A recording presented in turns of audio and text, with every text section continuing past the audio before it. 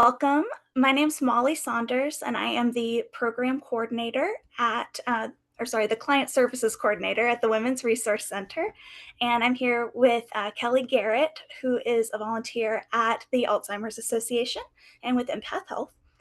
And she will tell us more about the topic of tonight's presentation, which is caregiving essentials for those with Alzheimer's and dementia. This is such a pressing and important topic and something that comes up with a lot of our clients. And so we're so grateful for Kelly to be here and to offer her presentation tonight. Just as a reminder, this will be recorded. We'll upload the recording to our YouTube channel, so people who could not attend in person at this time can watch it later. And we'll send out a follow-up email with the recording and with Kelly's slides and contact information. So if you have any further questions, you'll be able to get in touch. So with all that being said, I'll give it to you, Kelly. Thank you. Hi, everybody. I can't see you, but I know you're there. I'm Kelly Garrett. I am a community partnership specialist at Empath Health Tidewell Hospice, but I spend some of my time volunteering at the Alzheimer's Association. I have the privilege of being a community educator, and I also host a support group at San Pedro Catholic Church in Northport. And that's on the third Wednesday of every month from 10 to 11. So if you're interested in that, I'm sure Molly can, put you in touch with me and I can get you information on that as well. But it might be far for some of you.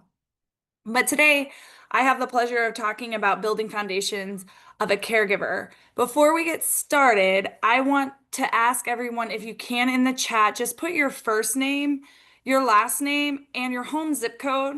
That's just something the Alzheimer's Association would like us to collect so that we know who's with us tonight and what areas we're servicing when we provide these educational presentations. All right, so let's go ahead and get started. I'm going to share my screen. Bear with me for a moment while I get that going. Let's see, and I just have it all pulled up.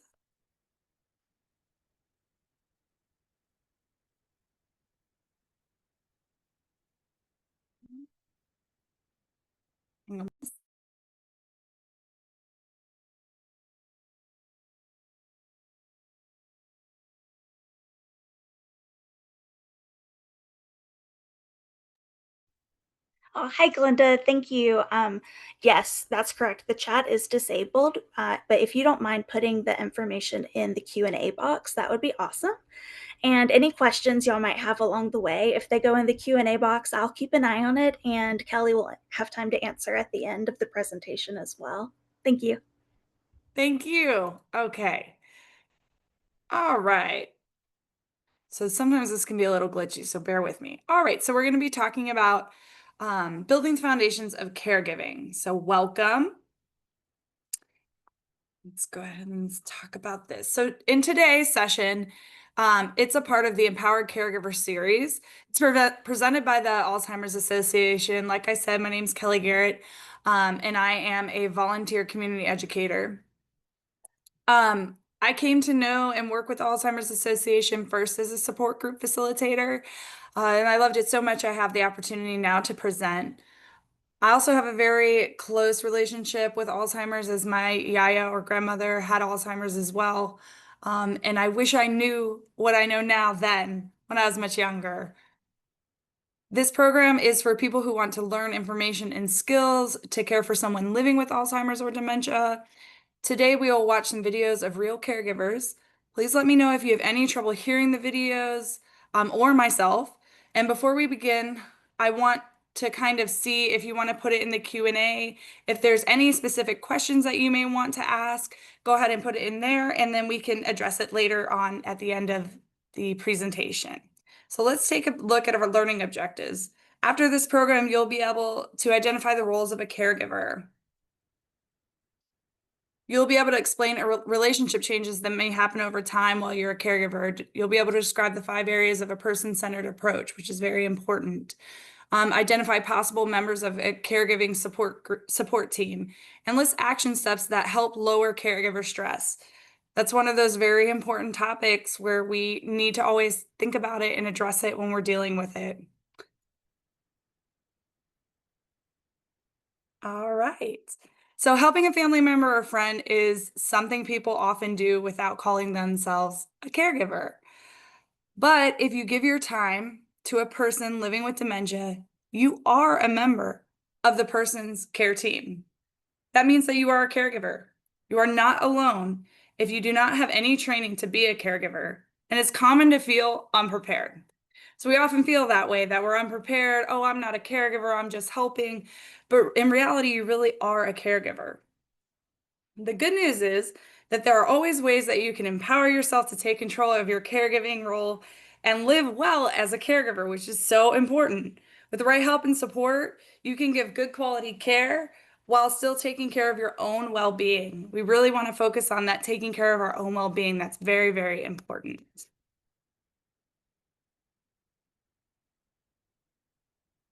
This is really important because taking care of yourself can lead to a better experience for both you and the person living with dementia. That's actually proven. So, I know you didn't know this, but you're actually going to have a pop quiz. So, let's start with a check your knowledge question. Is it true or false? Someone who helps a person living with dementia with everyday tasks like grocery store shopping, managing doctor's appointments can be considered a caregiver. True or false? I know I can't hear you, but the answer is true. Caregivers help with activities of daily living, such as eating or getting dressed or providing emotional support, but they can also take on tasks like managing personal money, making doctor's appointments, and more. It's often one of the things I hear a lot in my support group is the different roles a caregiver brings on when their loved one is living with dementia or Alzheimer's. They are bringing on so many different roles. So, what does a caregiver role involve? Some things caregivers may help with can include transportation, taking care of the money, making the meals, monitoring medical conditions, making medical appointments, talking with healthcare professionals. This is often a challenge I hear. How do we talk to our loved ones' healthcare professionals? And then obviously helping with daily activities like getting dressed, taking a bath or a shower. Showers can sometimes be very challenging. Eating can be very challenging. And using the restroom when you have somebody who maybe is a little unstable, you run the risk of falls. So you're doing all these different roles. So this is some statistics. I like statistics because I think it kind of helps give you a gauge on what you're doing. So you are a part of a larger group of people in the United States caring for persons living with Alzheimer's or another dementia. Let's take a look. More than 11 million Americans provide unpaid care to more than 6 million people living with Alzheimer's or other dementia. More than 6 million Americans are living with Alzheimer's, and more than 11 million are unpaid caregivers. That's that's a large number. And something that when you think about it, but then you hear it's very different. Family members, friends, and other unpaid caregivers provide the majority of help for older adults in the United States. Another kind of astounding fact, family members can have different caregiver roles. Some may even help from far away. Although 60% of caregivers across all age groups say that caregiving is stressful, 92% say it's rewarding. So even though it has all this stress and it's a pivot to what your life used to be, it is still a rewarding job. Being a caregiver is very rewarding. 92% say so. All right, let's move on. So all caregivers have their own special challenges depending on their situation. However, there are also some common experiences that caregivers go through. So by knowing what these are, you can feel more prepared for what's ahead and less alone. All right, so let's talk about the changes you may experience as a caregiver. As the disease progresses, you may experience changes in roles and responsibility, relationship with family and friends, and even intimacy. These are real changes, these are real things that you're going through. All right, so you may find yourself taking on these new roles as a person's cognitive abilities decline, and that's very normal. They may no longer be able to do certain tasks. So, for example, they may have trouble putting away the dishes or folding the laundry. They may also have trouble with some more serious things like paying bills, managing money, legal matters. This is also a very important thing to consider as you know someone becomes diagnosed and they start to progress, kind of being a couple of steps ahead of them when you're seeing these changes, because when you talk about things like managing money and finance, it can become stressful. So you want to kind of plan ahead if you can.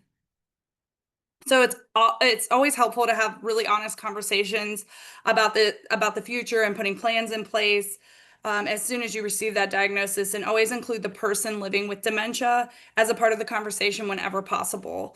If they have a cognitive ability to be a part of that conversation, it's important to involve them and not to isolate them or talk about them as if they're not in the room or there.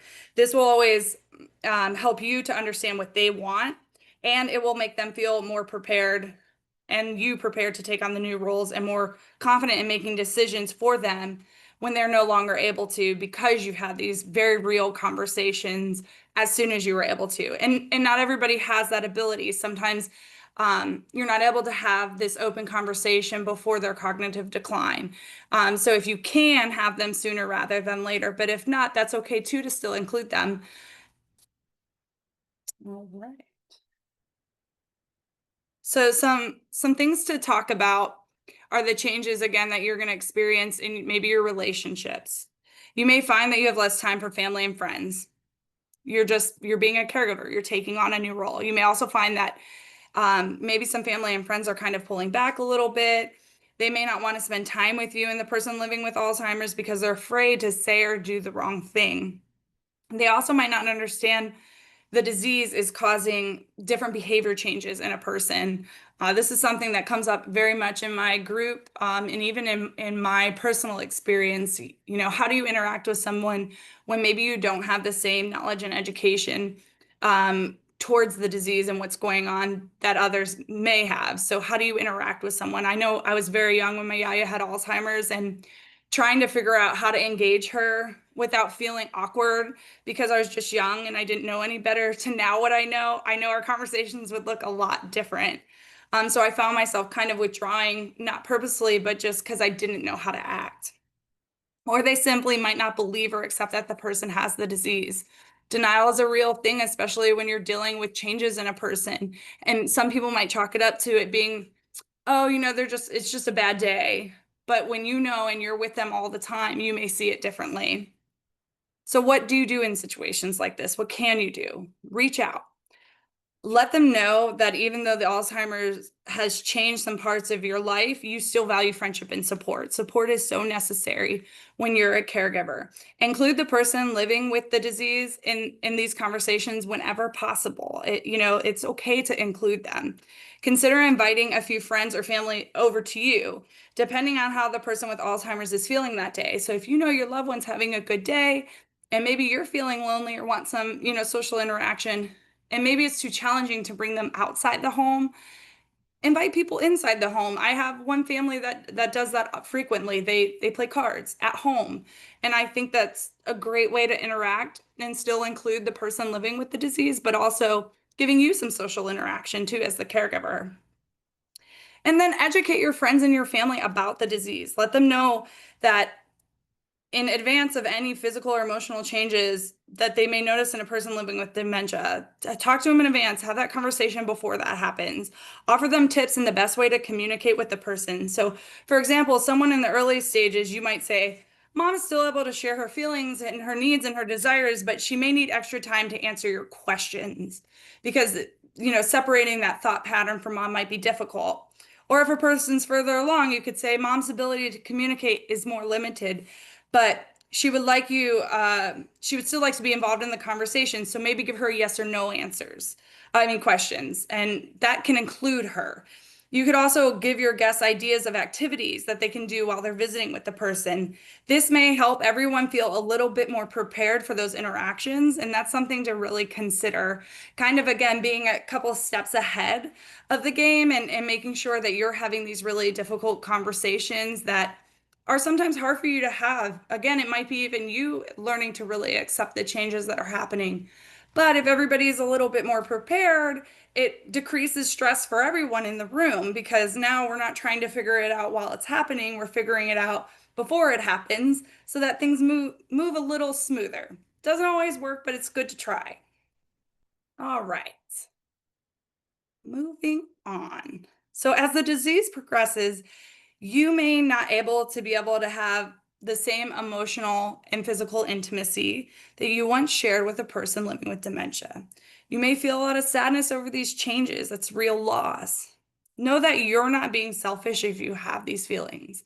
It's okay to feel those feelings and acknowledge them and accept that this is what it is and move forward. Don't be too hard on yourself. It's typical for people living with Alzheimer's to have change in their sexual desire.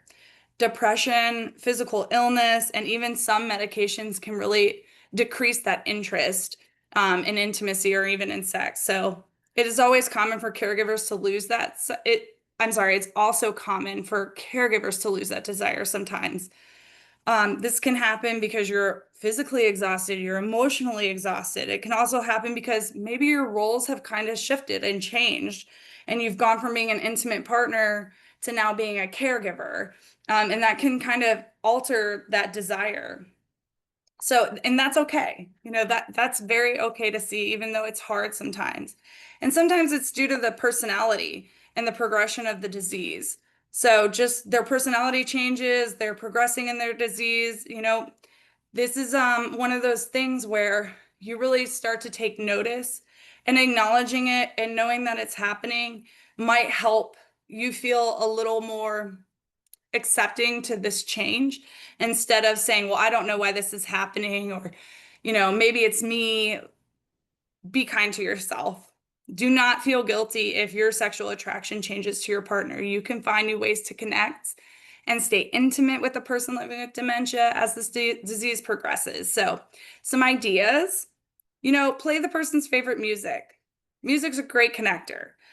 Practice romance that's non-sexual touching, such as holding hands or hugging, if they let you. I know sometimes certain dementias, they don't maybe, or some people just in general don't want to be touched as often, but if they'll let you come in for a hug, get in there and get that hug. And then do activities you both enjoy. It's a beautiful way to connect with each other. So even if that intimacy piece um, in a sexual realm is gone, at least you're having an intimate moment with each other. You're sharing something that you both enjoy. Take a walk, talk about your favorite memories, spend time reminiscing, because they'll probably be able to recall a lot of that past. And even pray together. It's a great way to bring you closer together. So let's hear from a caregiver as she explains how she stays connected with her father, who is living with dementia. And let me know if there's any sound issues. Hold on. There's sound issues because I didn't turn up the volume. Let me start over. My expectation All right. about Can everybody hear that? who's been living with Alzheimer's disease for Yes, I can hear it. It's a little soft, but if I don't know if it's possible to make it a little louder or not. show up at his place in Any his better? memory care.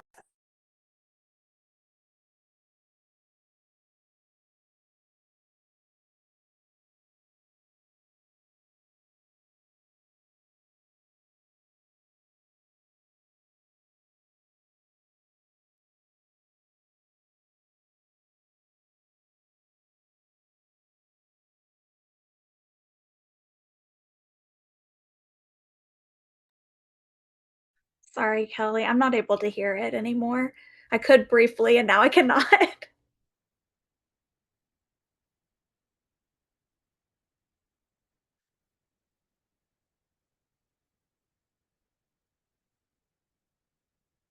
Expectation is Are you able to hear it at all? he's going to Yeah, I think you have to stay unmuted. Okay. know how old I am.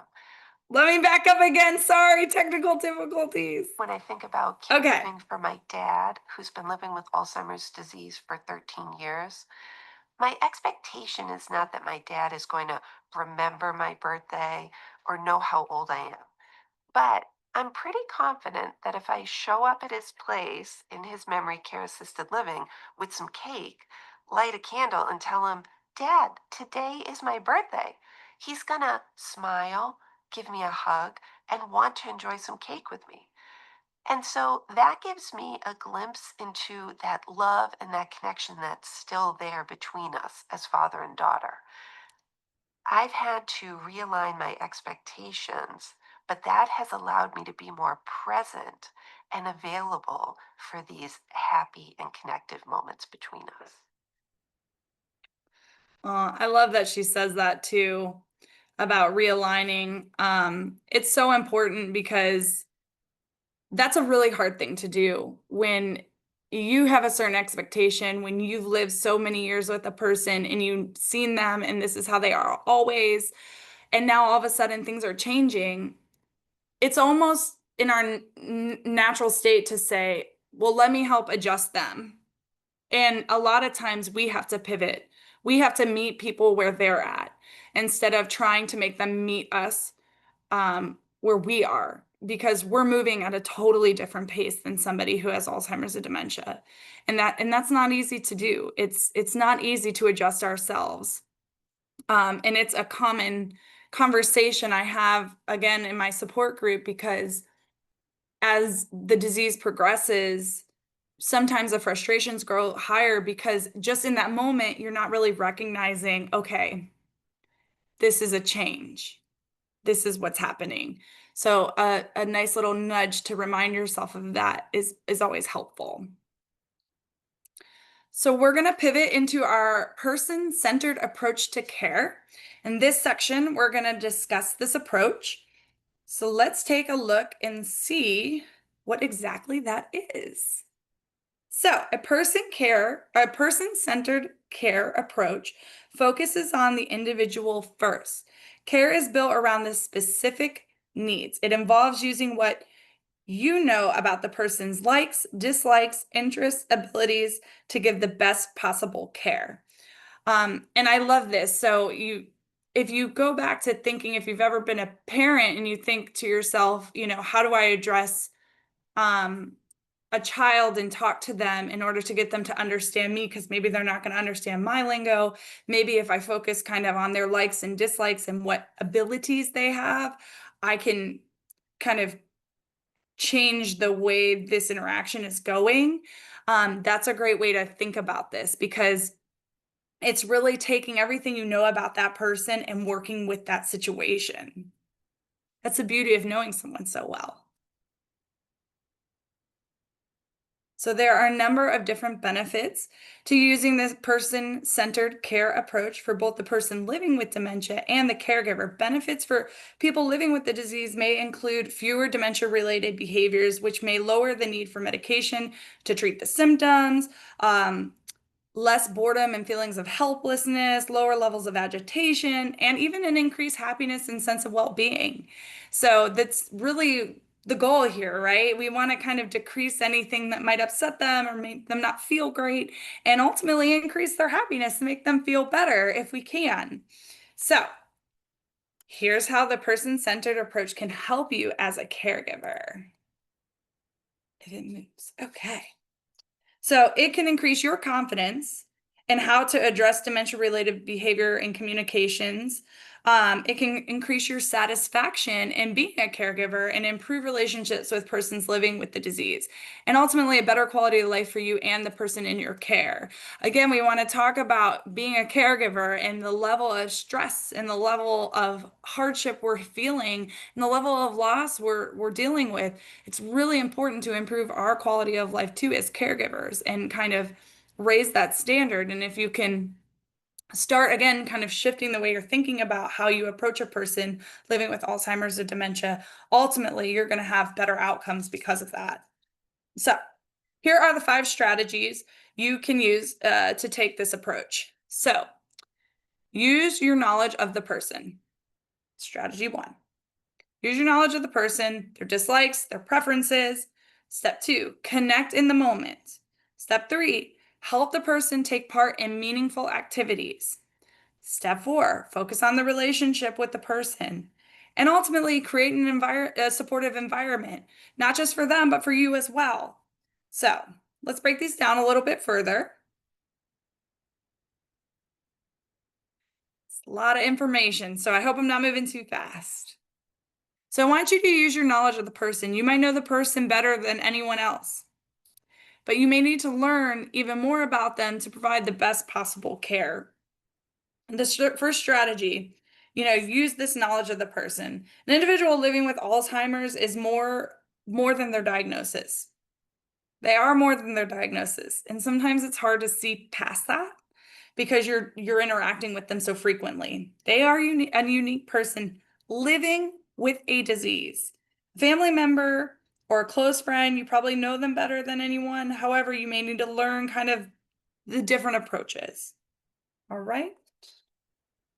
So consider what makes this person unique.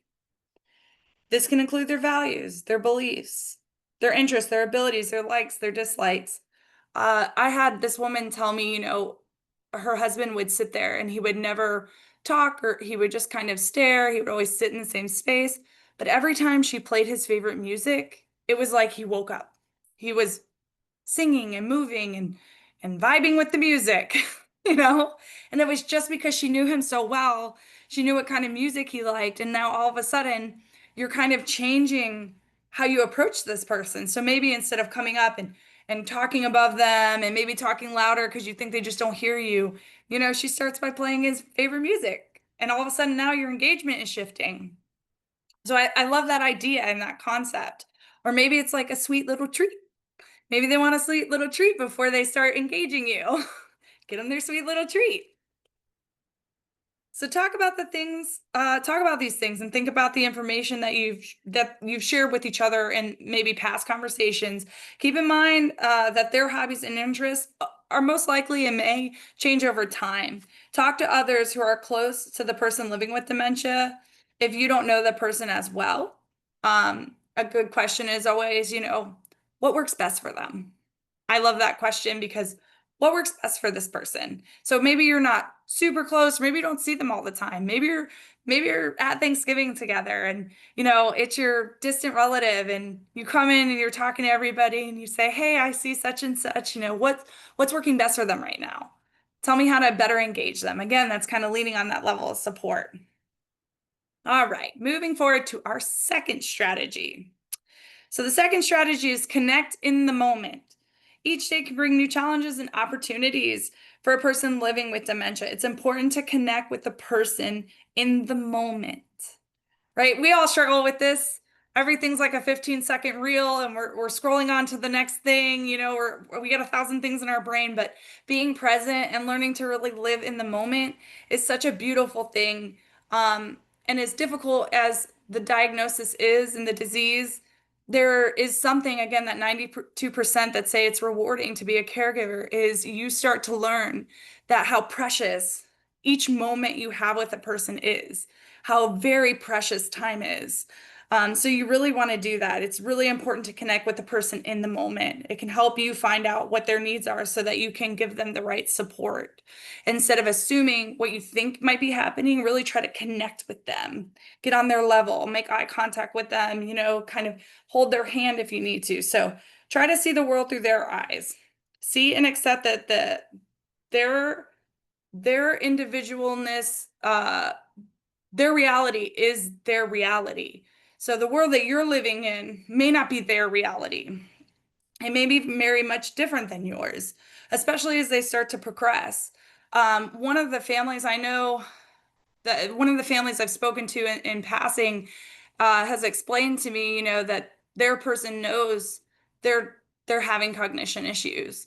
And I just take myself out of myself and I step into that person's shoes and I think how difficult that must be. How much anxiety and anxiousness would I feel if I knew I wasn't aware as much as I used to be? And I'm not just talking about the general forgetfulness. I'm talking about really knowing, like, what's that person's name who I see every day and being slightly aware of that. So I really want to focus on feelings, not facts. This is hard to do. Again, this is very hard for us to do and say, listen, if they tell you the sky's purple, you shouldn't come in and say, no, no, no, look up there. Can't you see the sky's blue?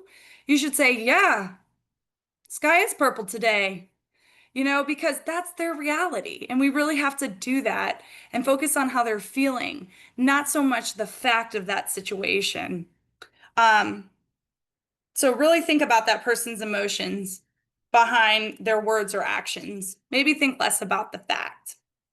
And if the topic bothers you or it upsets them, switch, pivot, change, change scenery even if you have to, adjust the conversation because it's going to do is agitate them, which is going to agitate you. And then it creates a cycle and then everybody's stressed out.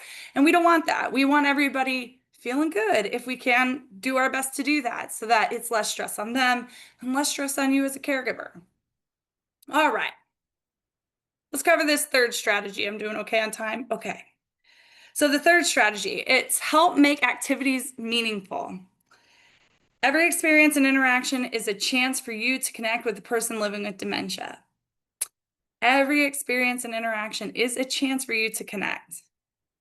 If you start thinking of it that way, maybe it'll change how you also approach the situation. So you want to make sure that your activities are meaningful and purposeful for the person living with dementia. It doesn't necessarily have to have meaning and purpose to you. And that's also key to consider. Take into account their abilities, their interests, their likes, their dislikes. My Gaia, she used to pace the house and it would drive my mom crazy. She would just pace back and forth, pace the house. And my mom couldn't understand it until one day she tried all these different activities and they weren't working. And she was a great cook, but she couldn't cook because it wasn't safe anymore. So, but she would make things with her hands all the time. So one day, my mom comes home with these birdhouses and puts them down. And my Yaya sat there for hours and painted those birdhouses. My mom had so many birdhouses by the end of a year. Her whole backyard and all the trees were birdhouses, birdhouses on her counters, birdhouses everywhere. But it was one of those activities that for my mom, like birdhouses weren't her thing, but it was definitely my Yaya's. So she started engaging her in that because it was better than her just pacing the house. Because my Yaya needed that hand movement, she needed that interaction for her to be creative, to have a creative outlet.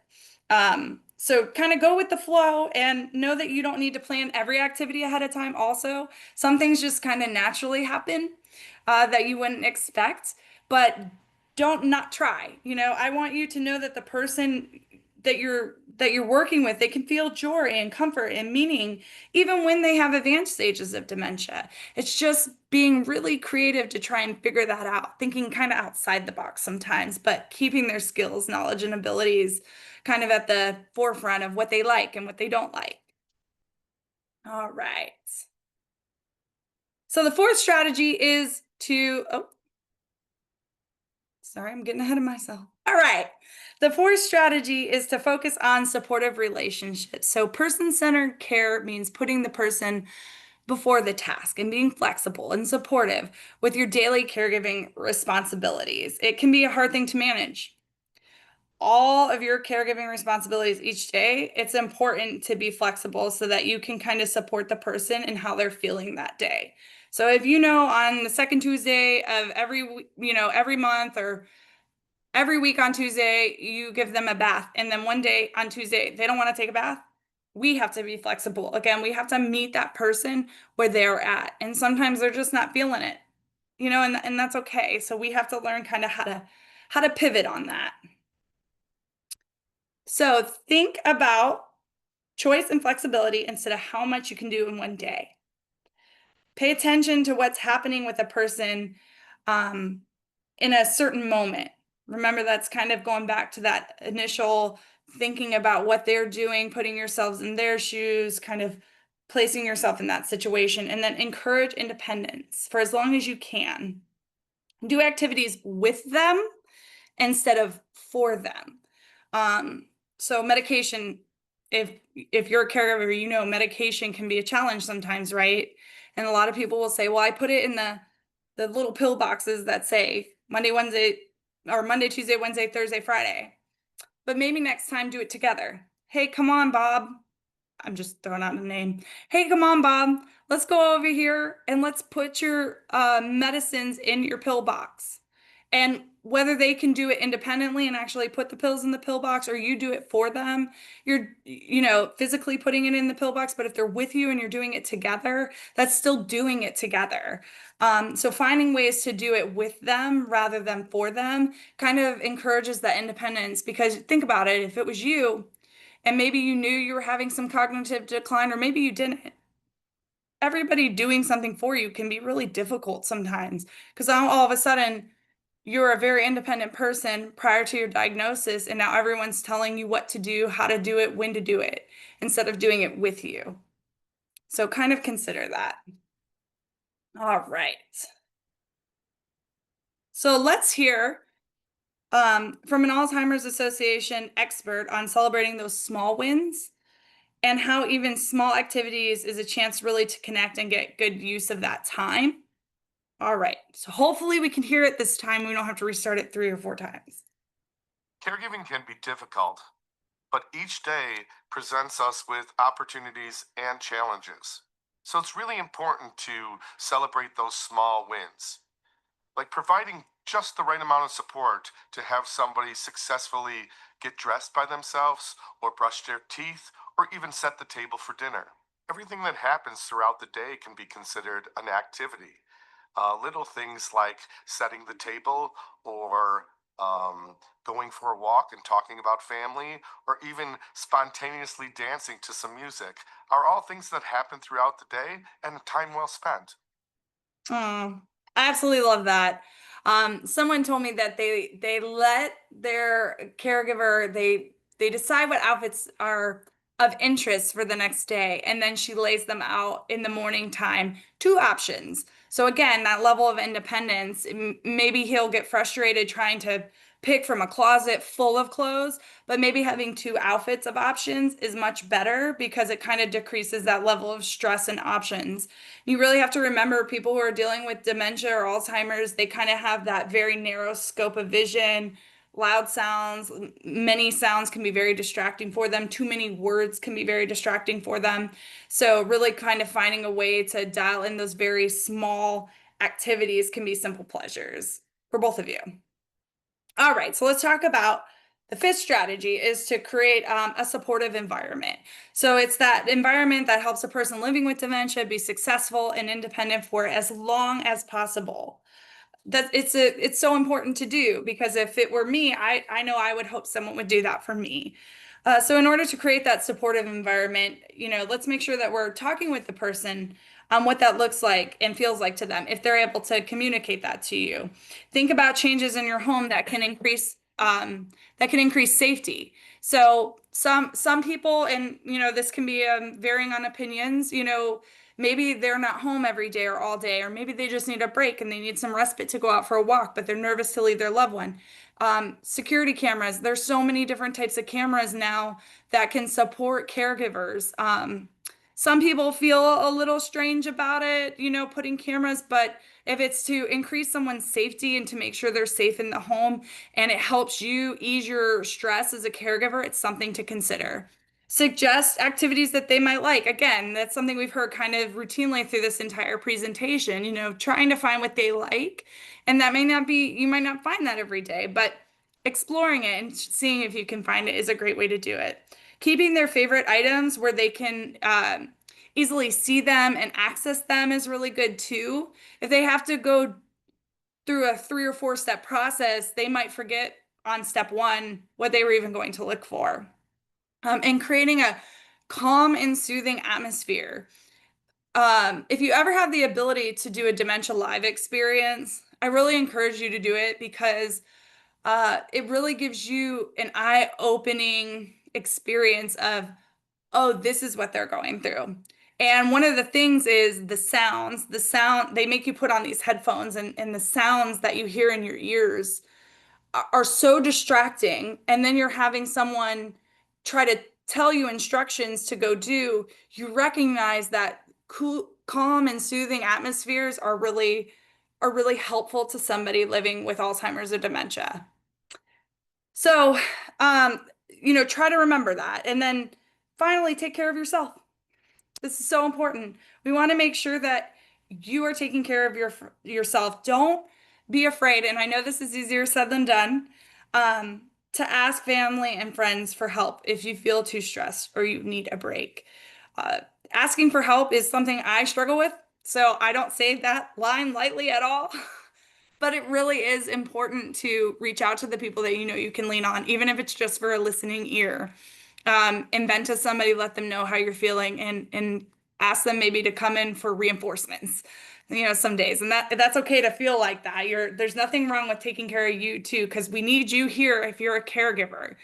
We need you there to take care of that person, because if you don't, then who will? And that's a hard concept to really like put yourself in a place where you're taking care of yourself when you're constantly taking care of someone else. But it's really important to do that.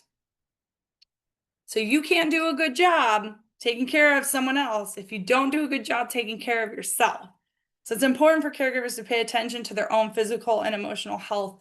And this can help you ultimately better handle the challenges of caring for someone living with dementia. I'm sure you've all heard the word burnout, and you don't want to burn out and be more frustrated because you just are so stressed out that you're not taking that moment to kind of take care of you. Okay. All right. So how do we do that? How do we do that? We got to build a support team, right?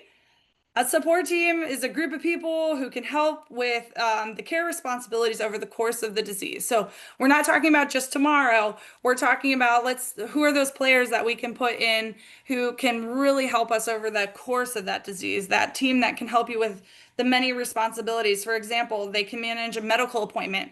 They can maybe provide transportation or just even grocery shopping. Can you run to the store? Because if you know, and somebody's more advanced and maybe you have to take them with you all the time, that can just be a challenge just to get out of the house. So having a friend that you can call, or a neighbor, and saying, hey, can you pick me up some milk and run it over to the house really quick? I just can't seem to get away. It seems like, oh, I don't want to burden a person with that, but I guarantee you that they're going to want to help. Most people who care and love you and know what you're going through are going to be there to help you. So don't be afraid to ask for that help. And I always like to say this, think of it on the flip side. If you were the neighbor and you really cared about your neighbor or your friend or your family, and they were in the situation you were, and they called you to run to the store to get milk, would you? Would you run to the store to get milk? I'm hoping you're saying yes, so I hope so. I know I would. So, think of it on that side. If you were on the opposite side and you wanted to help somebody, would you? So if you're willing to help somebody, I guarantee you they're willing to help you. So it's okay to ask for help. So we'll explore this a little bit more by looking at the importance of having a support team and who you may want to include, who you would think of, and some tips to really kind of help you develop that. All right. So building a support team, it is important. I know we've covered that. Can't see my hands, but I move my hands a lot. And asking for help is not a sign of weakness. In fact, when you have help, you can be a better caregiver. So some of the benefits of having a support team: you can get things done faster and more each day. You can stay active in your own life and take time to care for you. Can ultimately help lower your stress. Like, keep that in mind as you're thinking of all these things. What can alleviate your stress? And your team can step in when there is too much to do, or even if there's an emergency situation. A woman had to go to the emergency room, and luckily she had kind of a phone a friend network of neighbors. And I know not everybody has this, but just to kind of get you to think outside the box. And she was able to kind of call a phone line trickle down, like remember in the PTA, and one mom would call the other mom. And anyway, I digress. But she was able to kind of create this system so that when she had to rush off to the emergency room and there was no one to watch out for her husband, she had it already put into place. Who's her emergency contacts for an emergency situation for her? Not for the person living with dementia, but for her. If something were to happen to her, what would happen? Who would be there to take care of that person? So really important to consider that. And having people to help kind of lower your stress. Have a friend you can call. Have a friend. And it might not be the friend that you thought it was. It might be somebody who you never expected to be the friend that you can lean on. They can step in when you're feeling like it's too much or you need help or it's that emergency situation. I want to note here that it's important to have a plan for that emergency situation. So, who can help you and how will they help? This plan will give you and your support team confidence if that emergency ever arises. And it always happens when you never expect it to. So, it's better to be prepared than not prepared at all and then come up with a plan after an emergency situation happens. Okay? All right. So, who do we include? Let's talk about it. So everyone should have a support team, but they'll always look a little different. A team depends on the kind of relationships and the community you have. So think about your friends, your family, your neighbors, even some professionals, and others that you really can trust and really rely on. We often call somebody when people are in hardships and we say, let me know if I can do anything. If you have kind of a plan where you're like, actually, I can have you help me do this. Because not everybody always knows what to help with. So they're kind of looking for a little guidance on that. Um, don't choose people who seem too judgmental or critical or blaming. You don't want to bring those people into your circle, especially when your stress is already high. And keep in mind that your care team may change over time as the disease progresses. So what some might have been able to do in the beginning, maybe your loved one isn't able to interact with them the same. And so that might also change. So your care team can include family, close friends. They may live near you or even far away. Again, that phone a friend situation, and neighbors and others who might be available to help you with daily duties. It's great to have a good neighborhood that you know people and you can talk to them. But I recognize that not everybody has that. So get creative. This is your own support team and you get to build it. I feel like maybe even make some shirts to really encourage your support team, like Team Dale or Team Trisha, whoever it is, and then you know that they're your support team. Anyway, you gotta laugh sometimes, right? So, who to include? So again, possible team members, your doctor, the person's neurologist, maybe even a counselor or other specialist. It's always good to kind of let them know the beat of what's happening. And they are a part of your support team, even volunteers from local organizations, members of your faith-based community or other community members. So it doesn't just have to stop at family, friend, neighbors. It can go much beyond that. And most people who are dealing with this disease are having some type of interaction with somebody outside of that network. And then, of course, members of the online community, such as the Alzheimer's Connect or the Alzheimer's Association. They have great social networking platform. They have great support groups to really kind of talk with people in real life scenarios who are also impacted by this disease. All right. Okay. So to get started in building your support team, other than t-shirts, think about what kind of help you might need.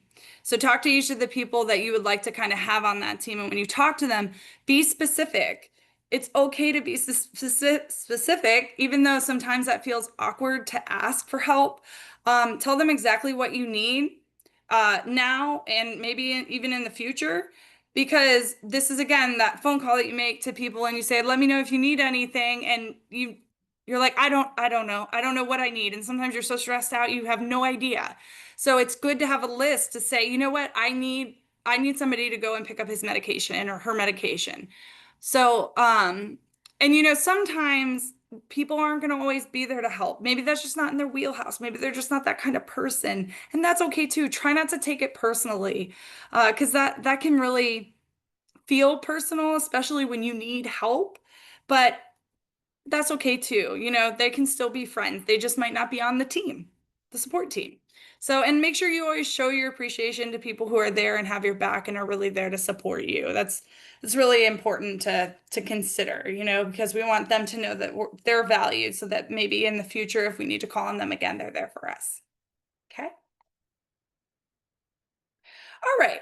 So let's take a moment to kind of reflect. I want everybody to think about 2 people you would like to have on your support team. And if you have a pen next to you, Maybe just jot their names down.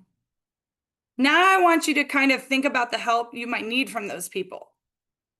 This could be an emotional support. This could be a car ride. This could be picking up the medicines, or maybe some general care duties like my house is a mess and I haven't been able to wash my dishes. It could be something, or clean out my fridge. That's a challenge for me right now as a mom. So TMI. But write those down. Write those things that you can think of right now off the top of your head for those two people, what you would need help with, and just kind of tuck it away. Put it on your phone. If you're on your phone, write it on a piece of paper and just put it in your purse, put it in your wallet, put it on your desk, wherever you need to. But now you have it on hand, okay? All right. Well, I click to the next slide. I hope everyone's writing. Because now we're going to shift to a very important topic, as were the others, but so is this: caring for yourself. And I know I've said this in presentations before, and I literally have people going, like, how am I going to do that? And it does. It's got to seem impossible in those moments. How do you possibly care for yourself when you're caring so much for another individual? So it can be hard sometimes. It can kind of seem strange to focus on your own health when you're caring for that person, but taking care of yourself, it's very important. It is very important. So it can help you ultimately be a better caregiver. And we've kind of said that already a couple of times. So they say that you have to say things 3 times in order for a person to really, truly process it. So hopefully we're getting in there, you know? So let's go ahead and do a knowledge check. Dementia caregivers are less likely to experience anxiety and depression than other caregivers. Dementia caregivers are less likely to experience anxiety and depression than other caregivers. True or false? All right, well, I'll give you the answer since you guys can't tell me. It's false.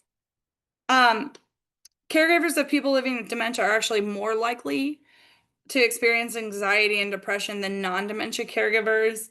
They're also more likely to experience financial and physical difficulties, which is very interesting when you think about it. They are more likely to experience financial and physical difficulties for all sorts of reasons. So it's important to make sure that you're watching out for the warning signs of caregiver stress, right? We want to make sure that we are really watching out for those signs. Denial, anger, social withdrawal, anxiety, depression, exhaustion, problems with sleep, irritability, lack of focus, health problems. All these things are those big warning signs. So maybe you're not accepting or believing that the person has the disease and it'll get worse over time. And that's hard when you have denial, because then you're more frustrated with why aren't they doing these things they used to be doing?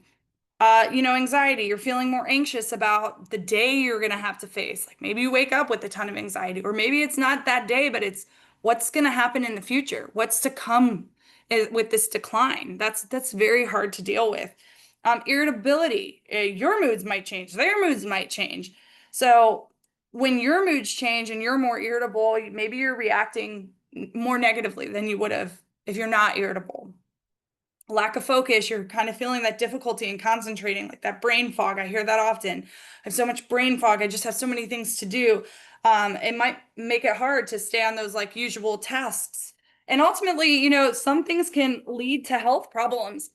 Some things can lead to health problems. Heart issues even. When you deal with that high level of stress, you can have real health problems that result in it. So it's so important to make sure that we're recognizing these symptoms. And maybe you identify with one. Maybe you're looking at this right now and you say, oh yeah, I know what it feels like to have that depressive feeling, or that lack of focus, or just absolute exhaustion, problems with sleep because my caregiver or my loved one's not sleeping and I'm the caregiver and I have to make sure nothing happens. So you got to kind of consider all of those things. All right. So like I said, stress can actually lead to some real physical problems. So I want you to pay attention if you have blurred vision, if you're having stomach irritation, maybe your blood pressure is now high, maybe you're not eating as much because you're just so stressed out, and then that sleeplessness. So you really can exhibit and experience those very difficult, hard feelings um, that stress can cause, and it can actually bring some real issues. So we talked about what stress can look like. So let's talk about a few things that we can do to kind of help prevent it or maybe manage it a little bit better. So here's a couple tips to keep in mind. Find relaxation techniques that work for you. It could be breathing exercises. It could be meditation. And the Alzheimer's Association, they have some really great ideas too if you go on their website. But I know meditation and breathing exercises, when you're so stressed out, it almost is like, really, is that going to help? But we don't breathe deep naturally as humans. We shallow breathe a lot of the time. So making sure that we're being intentional and we're getting those really deep breaths in. Maybe it's the first moment you wake up your eyes, or after your loved one's gone to sleep and you finally have 5 minutes or maybe even 5 seconds to yourself. But being really intentional to take those deep breaths is important. Or meditating, staying focused on your breath, closing your eyes and just being present to the sounds around you, how your chest is rising and falling. It is a technique. It's a skill. It's not something you're going to do tomorrow and you're going to be a master at it. So it really does to kind of take practice, but being purposeful in those practices makes it so that you are really taking care of yourself in an intentional way. And then paying attention to your symptoms. So if you're having really difficult symptoms, talk to your doctor about it. It is a high anxiety job being a caregiver, and maybe sometimes you might need some doctor guidance or some medications that may be able to kind of help ease you. That has also been conversations I've heard out in the community of, eventually I had to talk to my doctor, and it helped. And it helps, to their surprise, it helped. So keep that in mind. All right. So we want to be realistic. One of the things that I think people don't always recognize is that you're in a lot of grief. One of the things that I'm so sorry, my dog. One of the things that happens when you're going through this change is you are dealing with a lot of loss. And that can be really, really challenging. So we want to make sure that we're focusing and enjoying the positive times when you have them, and enjoying those really good memories and trying to hold on to that, because as you go through this progression of this disease, you realize that, you're exhibiting a lot of loss. Maybe you're losing friends, or maybe you're just losing the reality of your life changing, or what that person used to be to who they are now, and that grief is heavy. And it's important to validate that and be realistic that you're going to feel that. But it's also good to, when you can, focus on the good times and try and be positive when those times come around, and take pictures and, relish in a good laugh if you can, or even just a small win. Maybe they were able to get up out of bed when you needed to go somewhere with the quickness you needed them to, or just those small tiny wins, or they were able to shower, you're able to get in the shower today. So that's really important. I want you to know that you are doing your best, and the care that you give it makes a difference. Without you, it wouldn't be the same. So what you're doing does make a difference, even though you may feel guilty. Um, Especially because that person's needs might increase over time and you feel like you can't give it to them what they need. And maybe you're not able to promise a certain level of care as they progress. You can make sure that they're receiving good care and that they're safe. So no matter how it progresses, or the promises maybe you've made in the past, but maybe you can't uphold those promises, your most important job is to make sure that they're well taken care of and they're safe, whatever that looks like. And sometimes that's another piece of loss, is you're giving up the idea that I'm going to take care of them forever, but maybe you need some more help. And that's hard to do, but also know that you are doing the best you can do. And that makes a difference. Even just being here and learning about this is taking a step as a good caregiver, and knowing that you're doing the best that you can do. All right. So take care of your health. Make sure that you're visiting your doctor too, not just theirs, at least once a year or more often if you need to. And be honest and open about your diet, your exercise, your physical and mental health. Talk to your doctors, lean into them a little bit, especially when you're going through this struggle. And ultimately listen to what your body's telling you too. Pay attention to yourself and trust how your body feels. And if it's feeling a certain way, seek advice. And ultimately, if you can, when you can, I challenge you to take a break. It could be even 5 minutes in the morning or a longer shower if you can, or a walk at night, whatever it is, take a break from being a caregiver, from those duties that you're doing. No one can do it all by themselves, even though I would think I can, but I've been a caregiver to my dad. And it eventually I needed a break, and that's just, that's very real. So you can look into, sometimes different places will offer respite care. It usually comes at a cost, but it's always good to see if there's those resources available to kind of allow you time. Or again, ask that support team, I just want to go get my nails done, or I just want to go for a drive, whatever it is, a bike ride, lean on that support team and get that help you need. People living with Alzheimer's disease change over time, and their needs will change too. They may require more care than what you can do by yourself. So learn about your community resources. That's really important, and care options. So this can include home care services. Some people can come out to your home to help and kind of give you that residential care. And there's so many other programs.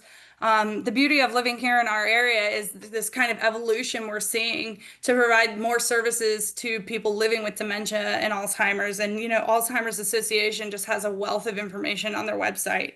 So these options can ultimately help make that transition a little bit more easy. All right.